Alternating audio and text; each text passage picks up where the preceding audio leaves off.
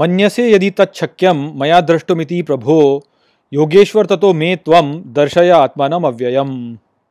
Hello friends, this is the fourth shloka of the 11th chapter of Bhagavad Gita, and today we will understand this shloka in detail. So let's first go over its meaning. So the shloka says, Manyase yadi tachakyam, which means, if you consider it possible, Maya drashtum iti prabho, which means, for me to see, O Lord, Yogeshwar tato me tvam, which means, then, O Yogeshwar, show me Darshaya Atmanam Avyayam, which means your eternal form.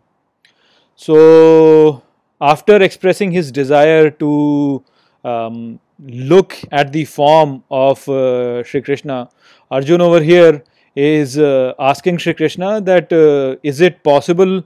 If it is possible. So, if it is possible, then please show me your eternal form. So, Arjuna over here is basically accepting the fact that it might be impossible to really see the form of the Lord, and that's why he's saying that if it is possible, then show me the form. So the point over here that we have to understand is that yes, the idea that Lord is formless is something that Hindus have given consideration. A lot of time people blame Hinduism for being idolatry, and a lot of bad things have been said about Hinduism in that form, that it is idolatry, it is paganic, and it's polytheistic and all that. And that has all been said because they have not really understood Hinduism to the level that they should understand. Actually, that applies to everything in this world. If anything seems to be useless to you, then that means that you have not understood that thing well. That's why you're considering it to be useless. A thing exists in this world because it is useful. If it had become useless, then it will get destroyed, no matter what the situation is, how powerful it is. But if it becomes useless, then it will get destroyed. So therefore, always avoid considering that a thing is useless. A thing exists, then it is useless.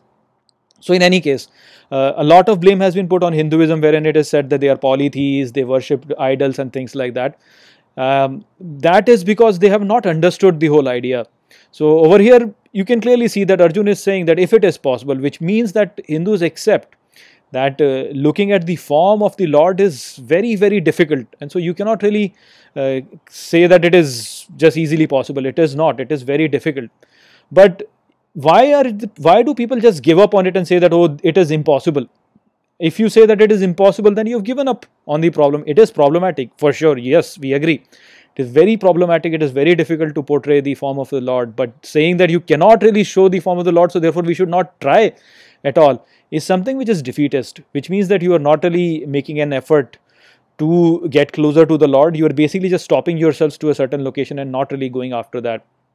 So, the problem in terms of understanding or looking at the form of the Lord is that Lord is infinite while our senses are limited.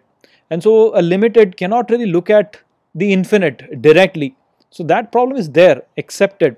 But that doesn't mean that you should not try to look at the form. I mean, if let's say that the ocean is infinite, you can still look at a small fraction of it. Yes, you cannot really look at the whole ocean in its entirety, but you can still look at a fraction of it, and that still gives you an idea about the ocean. So that is the whole point over here.